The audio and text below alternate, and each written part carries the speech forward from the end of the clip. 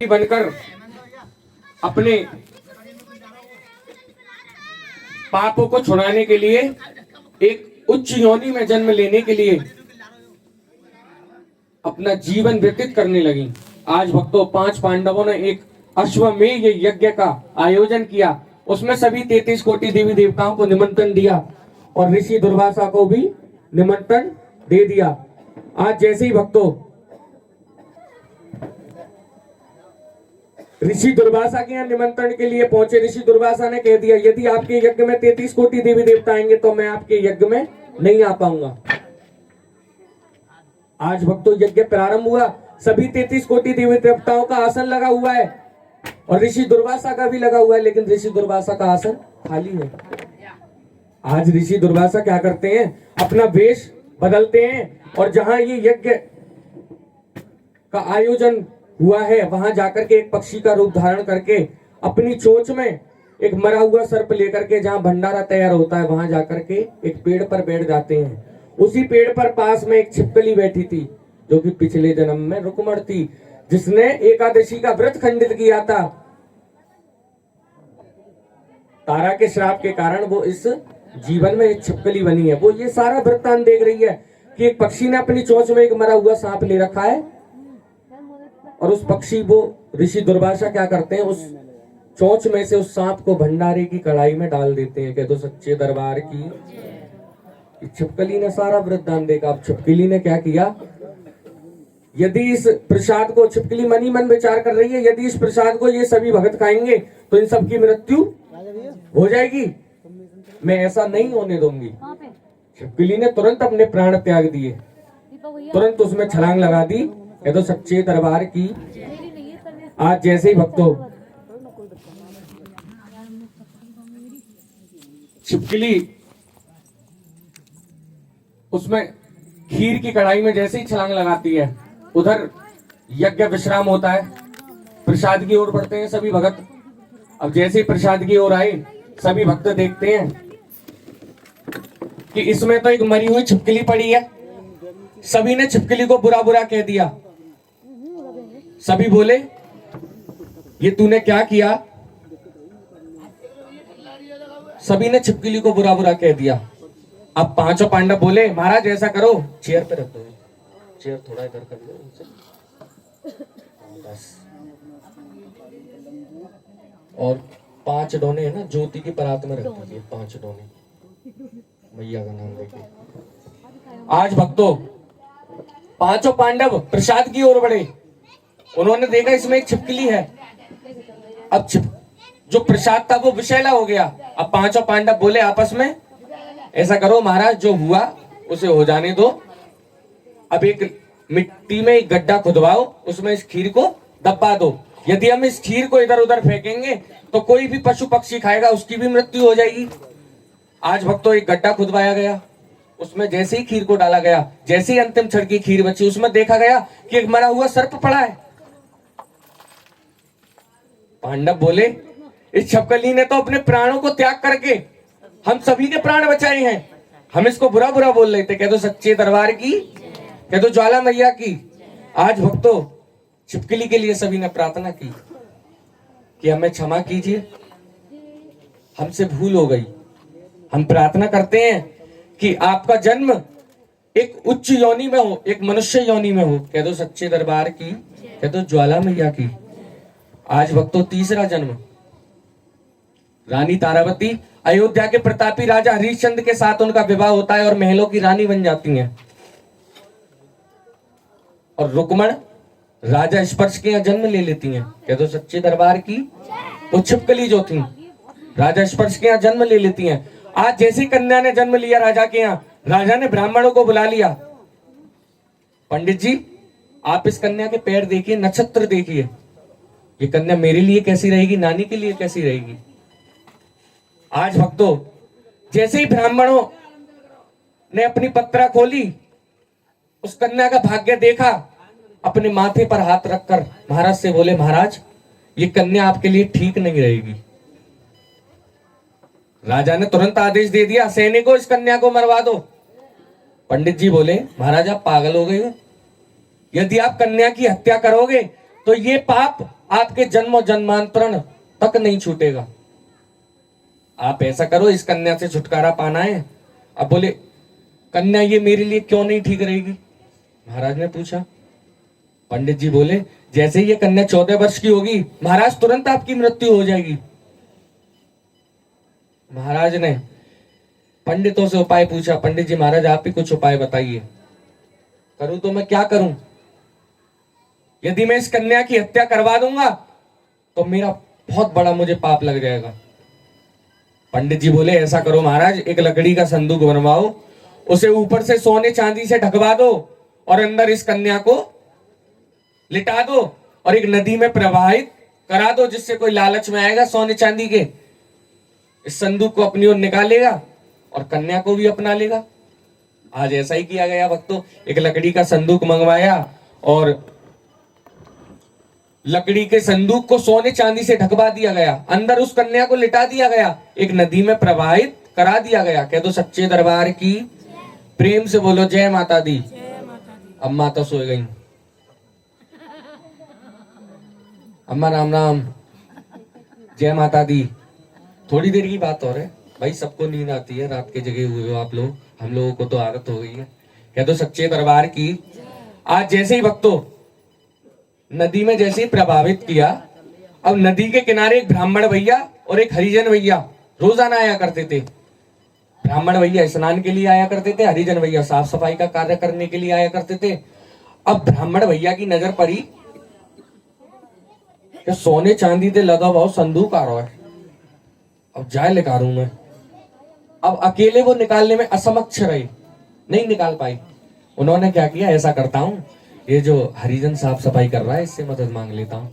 अब जैसे ही हरिजन भैया के पास गए, उनसे बोला आप मेरी मदद कीजिए भैया इस संदूक को निकालने में।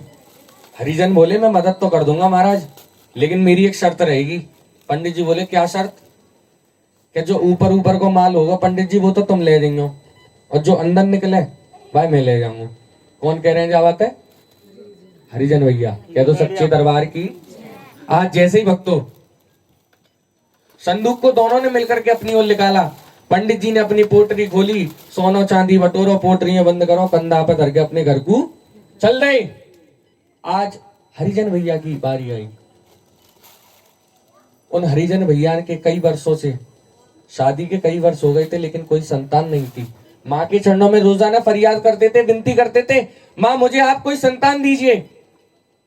आज माँ ने उनकी किसी ना किसी रूप में सुन ली, क्योंकि पता नहीं किस रूप में हमको नारायण मिल जाएंगे। ये भी एक भगवान का रूप है, क्योंकि जिसकी औलाद ना हो और उसे औलाद मिल जाए तो खुशी का ठिकाना ही क्या रहेगा। कह दो सच्चे दरबार की, कह दो ज्वाला मैया की, प्रेम से बोलो, बोलो वैष्णो मैया की। कथा तो समझ में आ रही है। आज भक्तों जैसे ही संदूक में हरिजन भैया की बारी आई, जैसे ही संदूक को खोला, उन्होंने देखा उसमें एक सुंदर कन्या अपने दाहिने पैर का अंगूठा चूसते हुए दिखी। कह दो वैष्णो मैया की, कह दो शेरावाली मैया की। आज तुरंत हरिजन भैया ने उसको उठाया और अपने सीने से लगा लिया और अपनी धर्म पत्नी के घर की ओर चल दिया। आज जैसे ही घर पहुंचा, धर्म पत्नी भी बहुत खुश हो गई। उसने तुरंत अपने सीने से लगा लिया। माँ भगवती ने ऐसी कृपा करी, उसके स्तनों से भी दूध उतर आया। कह दो सच्चे दरबार की, कह दो ज्वाला मैया की। आज भक्तों धीरे धीरे कन्या बड़ी हुई, उसका विवाह हो गया। अब जिस घर में उसका विवाह हुआ, उस घर की सास रानी तारा के महलों में साफ सफाई का कार्य करने जाया करती थी। एक दिन अचानक से प्यार से उसे वहां सब रुक्को कहने लगे। रुक्को की सास की एक दिन तबीयत खराब हो गई। आज जैसे ही भक्तों तबीयत खराब हुई, सासू मां बोली बहू आज आप ऐसा करो, मेरी जगह पर रानी तारा के मेलों में साफ सफाई का कार्य करने के लिए चले जाओ। आज जैसे ही भक्तों बहू ने ये सब सुना, बहू बोली जी आज्ञा माता जी। आज जैसे ही महलों की ओर प्रस्थान किया, जैसे ही महलों में प्रवेश किया, रानी तारा ने देखा रोजाना तो एक बूढ़ी अम्मा आया करती थी, आज ये नई लवेली दुल्हन कौन आई है। जब रानी तारा ने गौर किया, गौर से देखा तो रानी तारा को सब कुछ याद था कि ये तो मेरे पूर्व जन्म की, पिछले जन्म की छोटी बहन है रुक्मण, जिसने एकादशी का व्रत खंडित किया था। मैंने इसको श्राप दिया था, लेकिन इसे त्याग और परोपकार की शिक्षा याद थी। इसने अपने प्राणों को त्याग करके सभी के प्राण बचाए थे। उन सब की प्रार्थना से आज फिर मेरे पास आ गई है। कह तो सच्चे दरबार की। लेकिन रुक्को को कुछ भी याद नहीं था। अब रानी तारा बोली रुक्को को देख करके, अरे बहन मेरे पास आओ। रुक्को बोली, रानी आप पागल हो गई हो, मैं ठहरी एक नीच घराने की बेटी, मैं भला, आप ठहरी एक महलों की रानी, मैं भला आपके पास कैसे बैठ सकती हूँ रानी? रानी ने अपने पास बुला लिया रुक्को को। अब रुक्को को सारा वृत्तांत बताया।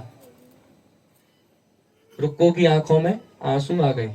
आज भक्तों, रुक्को ने बाती बातों में अपनी परेशानी भी रानी से कह दी कि रानी मेरी शादी को कई वर्ष हो गए, मेरे कोई संतान नहीं है। रानी बोली, अरे पागल रुक्को, मां वैष्णो के दरबार में जा और मां के चरणों में संकल्प रख दे कि मां यदि मेरे कोई संतान होगी तो मैं आपके नाम का जगराता अवश्य कराऊंगी। आज भक्तों एक नारियल लिया और उस पर संकल्प रख के ये बोल दिया, मां के चरणों में रख दिया कि मां मेरे कोई संतान होगी तो मैं जगराता जरूर कराऊंगी। आज भक्तों 10वां महीना जब लगा, जब रुक्को की कोख से एक सुंदर पुत्र ने जन्म ले लिया। कह दो सच्चे दरबार की, कह दो ज्वाला मैया की। आज भक्तों जैसे ही पुत्र ने जन्म लिया, रुक्को भूल गई जागरण कराना। आज रुक्को का पुत्र जैसे ही 5 वर्ष का हुआ, उसके माता निकल आई चेचक, जिसे हम शीतला मैया के नाम से भी जाना करते हैं। कह दो शीतला मैया की। माता याद दिला रही हैं, लेकिन रुक्को को फिर भी कुछ भी याद नहीं आया। वो सारे वैद्य हकीमों को दिखाने लगी अपने पुत्र को, लेकिन किसी के पास उसका पुत्र ठीक नहीं हुआ। आज रानी तारा के महलों में गई उस पुत्र को लेकर के कि रानी आप ही कुछ उपाय बताइए, ये मेरा पुत्र मैं कहीं ठीक नहीं हो रहा। रानी तारा बोली, तू कुछ याद कर, तू कुछ भूल रही है। मां भगवती ने ऐसी कृपा करी, रुक्को को सब कुछ याद आ गया। अब जैसे ही रुक्को को याद आया, रानी बोली ऐसा कर, पास के मंदिर में जा, वहां पंडित जी बैठे होंगे, उनसे कह के आ कि आपको हमारे यहाँ जागरण करना होगा। आज जैसे ही पंडितों के पास गई, पंडित बोले यदि आपको जागरण कराना है तो आप ऐसा करो, मैया के नाम से और अपने पुत्र की नौछावर करके हमको पैसे यहीं दे जाओ और हम मैया का जागरण इस मंदिर में ही कर देंगे। हम आपके यहाँ जागरण नहीं कर सकते, क्योंकि आप एक नीच घराने की हरिजन की बेटी हो। हम आपके यहाँ जागरण नहीं कर सकते। रुक्को ने समझाया कि पंडित जी महाराज आप ये क्या बोल रहे हो, क्या ऊंच नीच कर रहे हो? मैया के दरबार में कोई ऊंचा नीचा नहीं होता है, माँ के लिए सभी एक समान होते हैं। कह दो सच्चे दरबार की, कह दो ज्वाला मैया की। आज जैसे ही पंडितों ने ये बात सुनी, पंडित जी बोले हम तेरे यहाँ जगराता तो कर देंगे, लेकिन हमारी एक शर्त रहेगी। अब बोले क्या शर्त? यदि तेरे जगराते के पांडाल में रानी तारा आवेंगी तेरे जगराते को सुनने के लिए, तो हम तेरे यहाँ अवश्य जगराता करने आएंगे। आज ये शर्त स्वीकार करते हुए रानी तारा के निमंत्रण लेकर के गई रुक्को। अब जैसे ही रानी तारा से कहा कि आपको मेरे यहाँ जागरण में आना होगा, रानी तारा ने निमंत्रण स्वीकार कर लिया भक्तों। और जिस वक्त रुक्को रानी को निमंत्रण दे रही थी, उसी वक्त राजा के एक सैनिक जिसका नाम था सेन नाई था, जो कि राजा के बाल इत्यादि काटा करता था, उसने ये सारी बातें सुन ली और राजा से जाकर के चुगली कर दी। राजा से कह दिया कि आपकी रानी आपकी बिना आज्ञा के एक नीच घराने में जगराते में जाएंगी। अब राजा ने एक लीला रची। राजा ने क्या किया, जगराते वाले दिन अपनी उंगली में एक चीरा लगाया और उस पर नमक मिर्च झोंक लिया, जिससे उनको नींद ना आवे। भक्तों आज जगराते का समय हो गया। और रानी तारा ने मन ही मन प्रार्थना करी कि महारानी आप ही कुछ कीजिए। माँ भगवती ने ऐसी कृपा करी, एक ऐसा पवन का झोंका चलाया, राजा को तुरंत नींद आ गई। आज जैसे ही राजा को नींद आई, रानी तारा ने तुरंत रोशनदान से रस्सा डाला और जागरण के पांडाल में जाकर पहुंच गई। अब जैसे ही राजा की नींद खुली, राजा ने देखा रानी चली गई। राजा ने क्या किया, अपना वेश बदला और उनके कदमों का पीछा करते करते हुए एक जागरण के, जहाँ जागरण हो रहा था वहां पांडाल में पीछे जाकर के बैठ गए। सबसे वेश बदल लिया अपना। सारी रात जगराता हुआ, भक्तों माँ की ज्योति जगाई गई, सारी रात मैया की भेंटें सुनाई गई, जय माता दी जय माता दी सभी करने लगे। अब सुबह वक्त आया प्रसाद का। अच्छा आप सभी एक बात बताओ, हमारे शीलेंद्र भैया ने मैया का जागरण कराया है और ये प्रसाद ना बनवाए तो क्या ये मैया जागरण स्वीकार करेगी? कदापि नहीं कर सकती, क्योंकि प्रसाद प्रा से प्रभु, सा से साक्षात, दा से दर्शन। प्रभु के साक्षात दर्शन जब तक नहीं होंगे, जब तक जागरण स्वीकार कैसे हो जाएगा? कह दो सच्चे दरबार की। आज भक्तों जैसे ही प्रसाद की बारी आई, अब प्रसाद के रूप में उस जागरण में एक बकरे की भेंट दी गई मैया को। 5 मांस के टुकड़े मैया को चढ़ाए गए, 5 मांस के टुकड़े रानी तारा को देने लगी रुक को। रानी तारा बोली कोई बात नहीं, प्रसाद प्रसाद रहने दे, मैं जागरण में आ गई यही बहुत है। रुक को बोली महारानी आप ये क्या बोल रही हो? यदि आप इस प्रसाद को स्वीकार नहीं करोगी तो ये जितने भगत बैठे हैं कोई भी इस प्रसाद को स्वीकार नहीं करेगा, सभी भेदभाव मानेंगे, फिर आपको ये प्रसाद लेना होगा। राजा वहां से ये सारा वृत्तांत देख रहे हैं कि 5 मांस के टुकड़े रुक्को ने रानी तारा की झोली में डाल दिए। राजा ने देखा और राजा महल की ओर चल दिया। अब जैसे ही रानी पहुंची, राजा ने दरवाजे पर ही रोक लिया, दिखाओ झोली में क्या लाई हो। राजा को पता था फिर भी मांस के टुकड़े लाई हो ना। अब जैसे ही भक्तों रानी ने झोली खोली, वो 5 मांस के टुकड़े 5 प्रकार की मेवा में बदल गई। कह दो सच्चे दरबार की, कह दो ज्वाला मैया की, कह दो वैष्णो मैया की। आज भक्तों जैसे ये चमत्कार देखा राजा ने, राजा को विश्वास नहीं हुआ। राजा बोले रानी से यदि तेरी मां है तो मुझे आकर के दर्शन दे। रानी बोली महाराज ऐसे ही थोड़ी मैया दर्शन देंगी आपको, उसके कुछ नियम है वो आप पूरे कीजिए, मैया अवश्य दर्शन देंगी। रानी बोली नियम ये है कि आप सबसे ज्यादा मोह जिससे करते हो उसकी बलि मां के चरणों में दे दो, मां आपको अवश्य दर्शन देंगी। राजा ने झूठ बोल दिया कि मैं सबसे ज्यादा मोह अपने घोड़े से करता हूं। आज भक्तों घोड़े को दरबार में बुलाया गया, घोड़े की गर्दन पर लाल कपड़ा डाला गया और फरसा चला दिया गया, लेकिन मैया ने दर्शन नहीं दिए। रानी बोली राजा आप झूठ बोल रहे हो। अच्छा आप लोग बताओ इंसान सबसे ज्यादा मोह किससे करता है?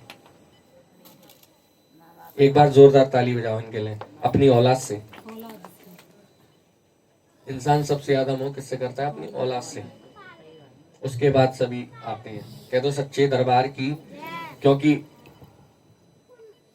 माँ बाप के लिए उसकी औलाद ही एक सहारा होती है। कह दो सच्चे दरबार की। अब जैसे ही पुत्र का नाम सुना, राजा की आंखों में आंसू आ गए। ऐसा हो सकता है कभी शीलेंद्र भैया, कभी ऐसा हो सकता है क्या कोई पिता अपने पुत्र की बलि दे सकता है? आसमान नीचे आ जाए, धरती ऊपर रह जाए, लेकिन कोई पिता ये नहीं कह सकता मेरे पुत्र की बलि दे दो। लेकिन राजा को मैया के दर्शन करने थे, राजा की आंखों में आंसू हैं। राजा ने अपना हृदय कठोर किया कि मां अब आप ही जाने क्या होगा। जैसे ही पुत्र का नाम सुना, पुत्र रोहतास को जैसे ही आवाज दी, पुत्र रोहतास तुरंत दरबार में आई। जी आज्ञा पिताजी। पुत्र रोहतास की गर्दन पर लाल कपड़ा डाला गया। अब जैसे ही भक्तों फरसा चला, अष्टभुजी माता शेर पे सवार माता वैष्णो ने दर्शन दे दिए। कह दो वैष्णो मैया की, कह दो शेरावाली मैया की। प्रेम से बोलो जय माता दी, एक बार जोर से बोलो जय माता दी। आज जैसी मैया ने दर्शन दे दिए, मां ने तुरंत आशीर्वाद दे दिया राजा को कि जा तेरा पुत्र तेरे कमरे में खाना खाता हुआ मिलेगा और तेरा घोड़ा घास चरते हुए तेरे अस्तबल में दिखाई देगा। आज माँ भगवती की कृपा से दोनों प्राणी जीवित हो गए। अब माँ ने आशीर्वाद दिया कि यदि आज के बाद मुझे कोई भेंट देगा तो किसी जीव या जंतु की या किसी प्राणी की हत्या करेगा नहीं। वो किसकी भेंट देगा? नारियल की, जिसकी आप लोगों ने मैया को दिया। कह दो सच्चे दरबार की। माँ ने कह दिया कि जहां भी मेरे नाम का जगराता होगा वहां ये कथा अवश्य कही जाएगी। जब तक ये कथा नहीं बताई जाएगी उस जगराते को मैं स्वीकार नहीं करूंगी। आज भक्तों माँ अंतर ध्यान हो गई वहां से। अब जैसे ही माँ दर्शन देकर के चली गई, राजा और रानी ने अयोध्या नगरी में रानी तारा के नाम से एक मैया का विशाल मंदिर बनवा दिया। हमारे गुरु कहते हैं आज भी वो मंदिर वहां अयोध्या नगरी में स्थित है। कहते हैं भक्तों भावना में भाव है तो भव से पेड़ा पार है। आप भाव से मांगिए मैया से, सच्चे मन से मेरा विश्वास है मां आपकी अवश्य सुनेंगी।